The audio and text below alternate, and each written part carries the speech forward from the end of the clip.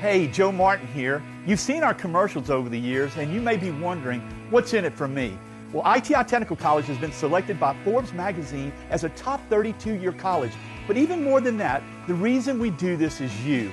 Our tagline is, for a better life, and we mean that, for you to be able to have the life you've always dreamed about, to do the things for your family you've always dreamed about. And it can begin here, where we are dedicated to your success, because here at ITI, the reason we do it is you.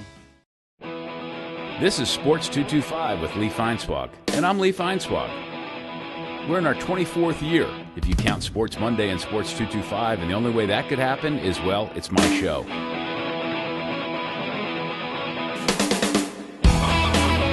My best friend, Lee Feinswag, look at the Christmas. Sports 225 is brought to you by Breck. And now, me.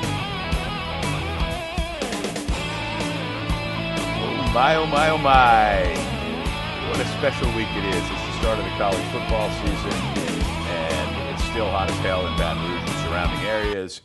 And I thought I'd wear a loud shirt today, and I really did, didn't I? That's a beauty.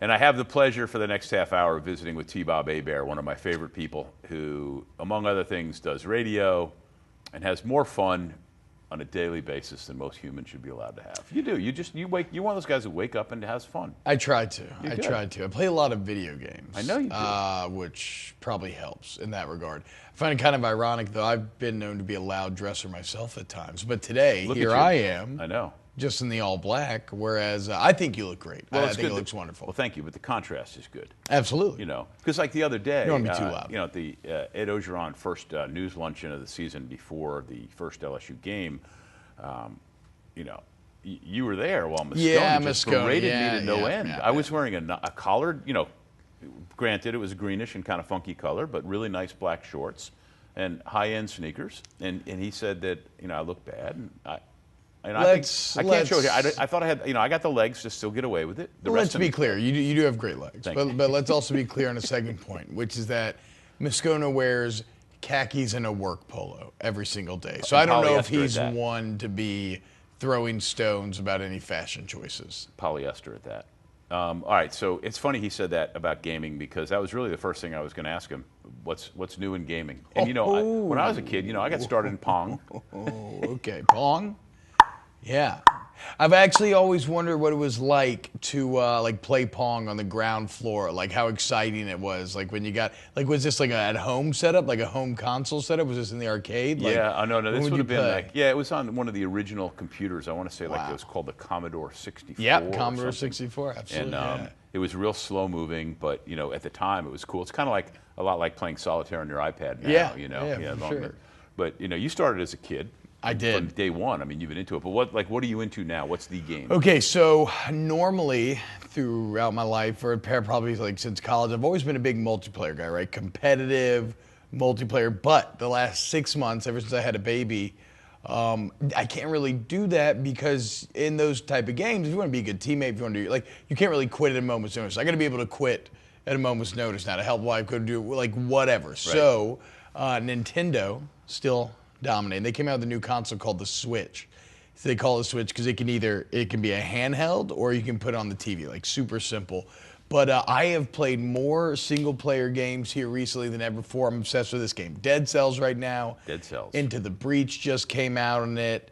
There was a new Mario that's one of the best games I've ever played. Odyssey, Zelda, Breath of Mario, the Wild. Like, you know, Super Mario from the old days? Yes, Mario is still one of the premier gaming franchises. In the last Mario game that came out, Super Mario Odyssey it's a masterpiece. It's great. It's spectacular. I played God of War recently on the PS4. Overwatch always kind of hanging out in the background. So there has never been a better time to be playing video games. But for all the dads out there, I will tell you this. The Nintendo Switch, if you like gaming, you want to keep gaming, that is your best friend. Like, you lay Alice to sleep, I got to sit by her while she goes to sleep and just play that. It's great. Can you switch, like, go from the handheld to the TV? Yeah, and so go to multiple devices? literally all you do, it's a little handheld, these two little controllers kind of on the side, and there's a dock, and you drop it in the dock, and it immediately goes to the TV. Now, and then when you pick it up, it immediately comes out. what would surprise me a little bit, and maybe other people who know you, since you're a former football player Yeah. and a sports radio guy, that there would be a game in there that you would have mentioned that would have been sports. I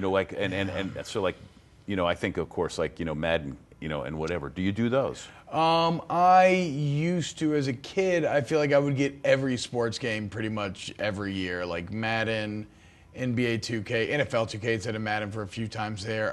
Ever since FIFA 04, I've always loved the FIFA franchise, a little NHL mixed in. But no, I don't really. I don't find that football games are actually that much fun.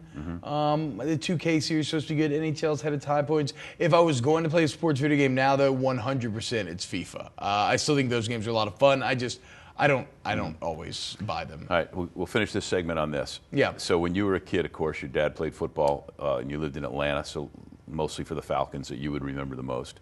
And you would play like an NFL-type game. Did you have Falcons on your team, and would that influence how you would approach it? He was definitely on Super Tecmo Bowl, on Super Nintendo back in the day. But no, I actually, it's weird. I would never play with him. I remember on Super Tecmo Bowl, and this is just very mature.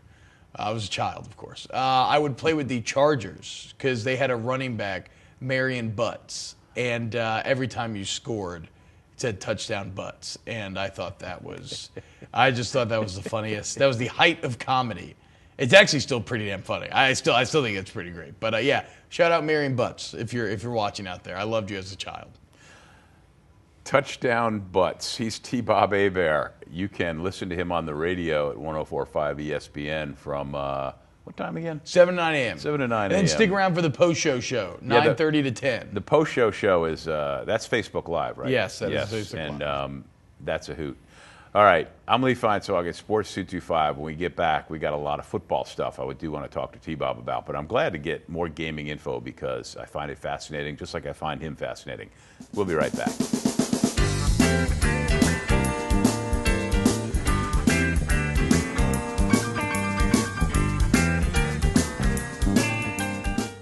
Hi, I'm the human dislike button. You may recognize me as the guy who enforces rules at Breck Parks.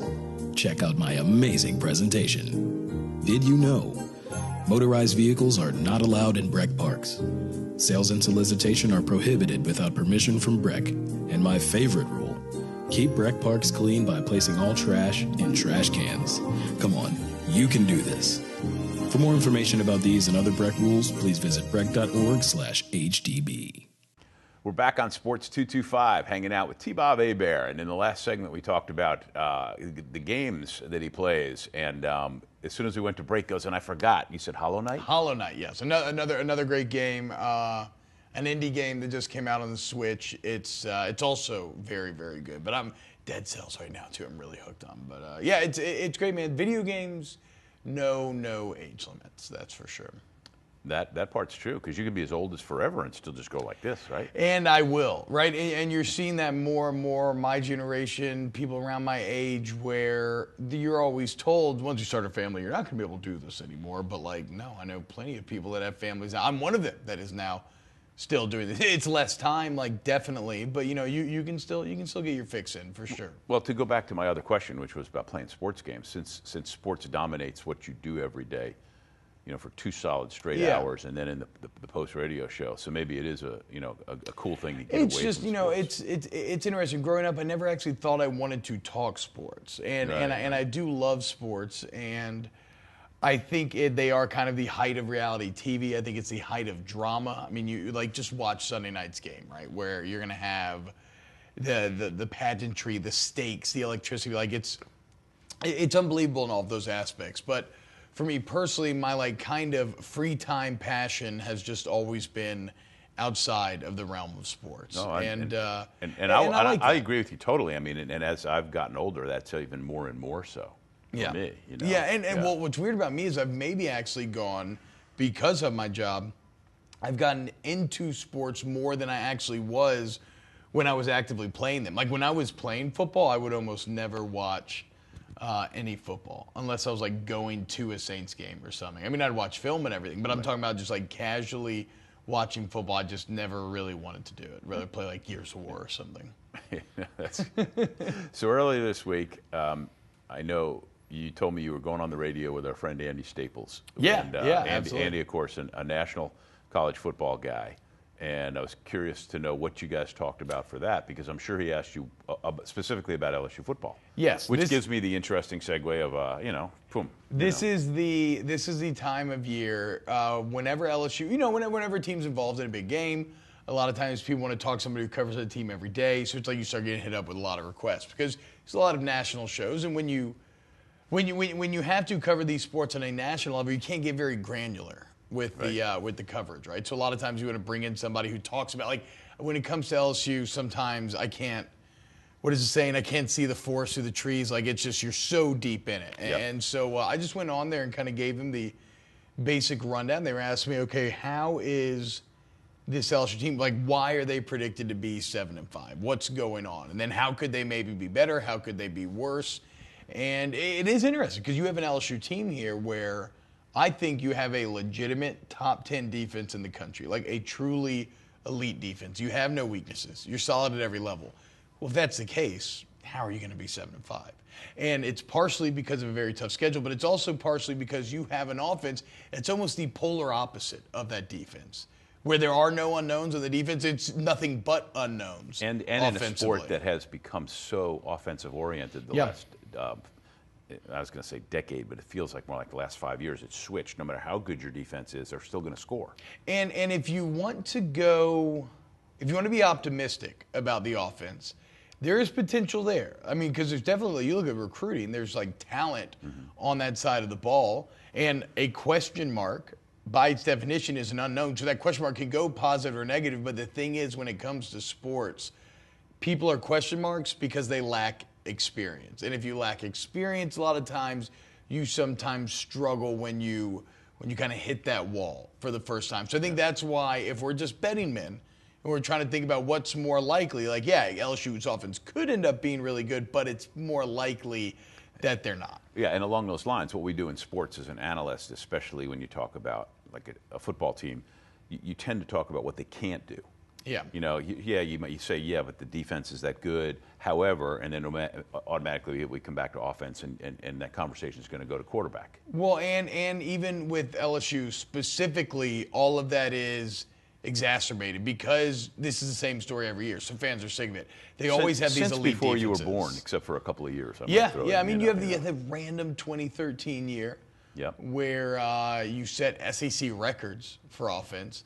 But now, you look at the talent that you had at the time, it starts to make sense. 2011, what was your last year? 2007, you were pretty good. 2011. 2011, yeah. Yeah, and even that offense was a productive offense, but not exactly a scary offense. It was just a brute force, like, grind you into meal type of offense. Mm-hmm. But yeah, so LSU fans, they've seen this story. Great defense let down by a subpar offense. And so I'm hoping that's not the case, but it's looking like it might be. You mentioned quarterback.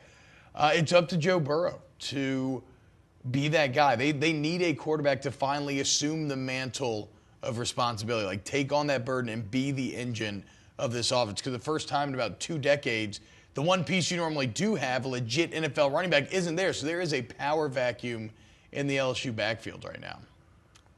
Pretty much said it all. And that's probably what you said to Andy Staples, which is, I think, what I threw out there in the very beginning. I've probably said that power vacuum line 200-300 times now, like through the offseason. We need football to get here. Like, we need to stop. I'm so sick of conjecture and trying to come up with new takes and looking under every rock. And, we have such a lack of information at this point. I always this analogy I love, which is like, if you try to really predict what these teams are going to do or how they're going to be, it's almost like you're looking in a room through a keyhole and trying to give an accurate description of what's going on. Like, you don't have the whole picture. So Sunday night, we'll start to get the edges filled in finally. And that's why at SEC Football Media Days, the order of teams that get predicted never come true. Yeah. And there you go. He's T-Bob Hebert. You can listen to him on the radio from 7 to 9 on 104.5 ESPN Monday through Friday, and then watch on Facebook as he gets silly for a half an hour. And follow him on Twitter at TBob53, I believe. Perfect. There you go. You can follow me at Lee Feinswag if you could possibly care what I have to say, and I don't say much on Twitter. I am Lee Feinswag, and it's Sports 225. Hi, I'm the human dislike button. You may recognize me as the rules guy for Breck Parks. Sometimes the rules slip past us, so I put together this amazing presentation. Did you know? Golf practice is only allowed at designated golf facilities. Firearms, explosives, and weapons are not allowed on Breck property. Metal detecting is allowed in some parks, but go to Breck's website to learn more about this and other park rules. For more information, visit breck.org/HDB. I have all these people in here, and there's somebody there, and they be giving me all these signals, and it's driving me crazy. Couldn't do it. All right, we're back on Sports 225. I'm Lee Feinswag, hanging out with T-Bob Hebert. It's the start of the college football season this week, which is kind of fun because it's cool that LSU's playing on a Sunday night. I kind of like that. I think it's awesome. You know, I'm a big fan of neutral site games. I think the hype behind them is a ton of fun for fans to get involved. I think it's very smart from a business perspective, right? Like whenever you're in one of these big games, think about this: how much is the cost of a commercial during one of these games, right? Millions, hundreds of thousands of dollars. Well, it's brilliant for the network, but from a recruiting sense, it makes so much sense for LSU to play a big-name opponent in a place where you recruit a lot. Absolutely. And so there's been games in Houston, there's games in Dallas. Nothing's bigger than recruiting in Texas. Yeah, and then LSU gets, some of the greatest LSU players ever have come from Texas. But it's even like, so if a commercial, 30-second commercial costs like $1 million, well, then what happens when your brand is actually one of the teams in the game? Like the exposure that you get, it's really impossible to replicate. I actually think that's been a key part of Alabama's success, or just another ingredient in the mixture is like their brand has become so national because they're in these national games all the time. Yeah. And so I credit LSU for going out there, scheduling tough opponents in these big neutral site games. I think it's good for the brand. However, it's good if you win. It's not as good if you lose. You can even argue maybe it's bad if you lose. But that's what's so fascinating about these type of games is that these stakes are very high. There is a ton on the line, and especially with LSU this season, when you look at the current temperature of the fan base and maybe how negative things have been trending and how it's like, everything's kind of sitting here on the precipice as to whether or not people believe that O is leading this program in the right country. Well, how do you answer all of those criticisms? How do you soothe all of that? You win. And like that's the best part about sports and football is you control your own destiny ultimately. Normally, I say about a football season, it's a marathon, not a sprint. I think that's really important because you know what happens in the first game, you have 11 more games to bounce back from it. Normally, I say that. This year, considering the last few years at LSU football, all of the things that you just alluded to, this is a very, very important game for LSU because with a win, things just stay on track for potentially a really good year. With a loss, it could be the sky is falling. And that's not unfair, is it? The immediate reaction would be that the sky is falling. Even if you're expecting this team to go 8-4, it's one thing to say you expect them to go 7-5, 8-4, and then actually watch them go 7-5 and 8-4. Right? That reality may hurt a bit more than people realize. And if you lose this Miami game, then with Auburn in 2 weeks, you're staring down 1-3 potentially in the face. And like at that point, then you got to get real good in a hurry. Then it's all burning down, right? And so the flip side of that is you go out and you win one of these big neutral site matchups. The confidence that you gain from that performance, I think it's hard to quantify. But like I've experienced it. I was a member of that 2011 team where we played Oregon, who was top 5 in the country, first game. We beat them soundly, and you want to talk about like feeling invincible, feeling confident in yourself after. It was a launching pad that really sent us through the rest of this year. So you hope for a similar type of effect this season. I've always maintained, too, that because of the schedule that 2011 team played, and starting with Oregon, and up until the national championship game, that was the greatest college football season ever. And it had to be validated by winning the last game. I know. And had LSU won that game, it would have been the greatest college football team of all time. I know. That's where the pain comes in. The pain. I mean, 9 ranked teams. I think it was 3 top 5. Yeah. Beat the Orange Bowl champions, Rose Bowl champions. National champions. Yeah, it sucks. I mean, that is just the bottom line. I love the fact that when I talk to him, we get off on all sorts of tangents and don't know where I was going, because we said right before the show, he goes, well, we could talk about it. I said, well, I got some conceptual things for you. But I didn't want to let you off the hook completely on some of it. So you were going to build a football team. Okay. Okay. And there's different segments of a football team. What do you build first? What's most important? I mean, so it's I guess I'm a bit of two minds, because the old cliches about the game being won or lost in the trenches and it all starts up front, those are cliches for a reason, because they are rooted in truth. Like, if you control the line of scrimmage, football is a game that sometimes radiates from the center out, right? And so if you control that line, it makes the threshold for those other positions to succeed lower.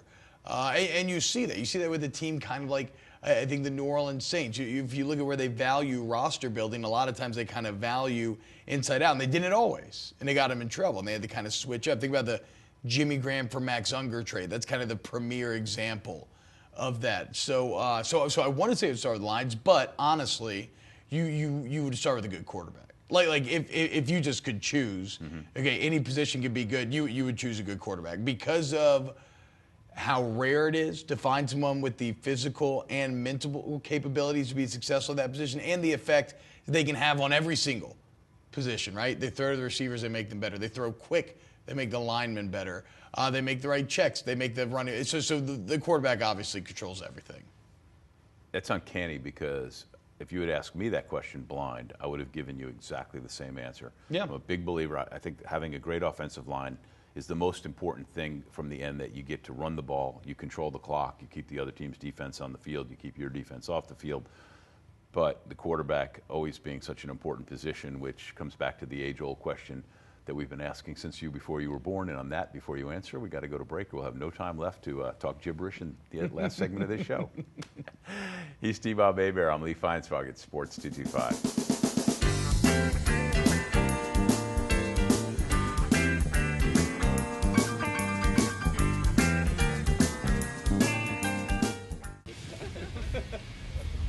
Well. Looks like someone forgot all neighborhood Breck Parks close at dark. You want another? I think they'll pass. Amplified music and sound is prohibited without permission from Breck. No alcoholic beverages on Breck property. Smoking of tobacco products is not allowed. Use of fire is prohibited except at grills. Gotta remember, Breck wants you to have fun, but in the right way. For more info, go to breck.org/HDB. Coming down the home stretch of another Sports 225, T-Bob Hebert's here. Thanks to John Williams from Think JCW for directing. Go to sports225.com for all the show listings on YourView, which is Cox 4 and CST, and to see archived old Sports 225s on the Sports 225 TV YouTube channel, including previous shows on which T-Bob Hebert has been. Yeah. So, I got to ask you the million-dollar question before we go. What do you think the record for LSU football will be, and who wins the national championship? And you got to name that tune in about a minute. I was at 8-4 going into camp. What we've seen from the offense has made me a bit less confident that maybe I'm trending towards 7-5. I would say this: I see 6 pretty sure wins, I see 2 definite losses, and I see 4 games that are coin flips that will ultimately decide the fate. That'll decide the fate of this season. What was the second part of the question? Who wins the national championship? Oh, I mean, Clemson or Alabama. Like, I think that's, Alabama, sure. I need 2 seconds for that. I don't think, I don't know. Is there any other answer? No. Washington. Yeah, right. Right. And normally I wouldn't even ask this question because I don't even go there, but since you have a vested interest always and you pay attention, the New Orleans Saints, some people say, is a possible, late into January type of team. I think they are. I think they're complete at every level, man. If not now, when is kind of the attitude that I would say with the Saints, because this is all these stars have kind of aligned for one more final run with Breeze. Yeah. I mean, you even look at a guy like Mike Thomas and like that Odell Beckham contract. Like, Mike Thomas is probably not going to stick around with the Saints long term. They're not going to want to pay a receiver like that, but you still have him this year. You still got David Onyemata cheap. You still got all these pieces. So everything's coming together. They got to make it happen. The NFC is going to be tough, though. All right, there's a restaurant in Metairie. some guy named Bobby Hebert owns. You ever Yeah, eat the there? Cajun Cannon restaurant. Yeah, you ever eaten there? Yes, it's very tasty. Yeah. Your arteries may not be too happy with you when you leave. Say goodnight. Good night, everybody. T-Bob Hebert. Listen to him on the radio from 7 to 9 on 104.5 ESPN. Follow him at T-Bob53. Follow me at Lee Feinswag. Thanks for watching Sports 225, and good night. Ed, play this on airline, right? At carnival time by Baton Rouge Bay, that's the site of my story. At Spanish Town Mardi Gras, things can get blurry. See the mowers marching, prizes fill the sky. This Spanish Town Mardi Gras.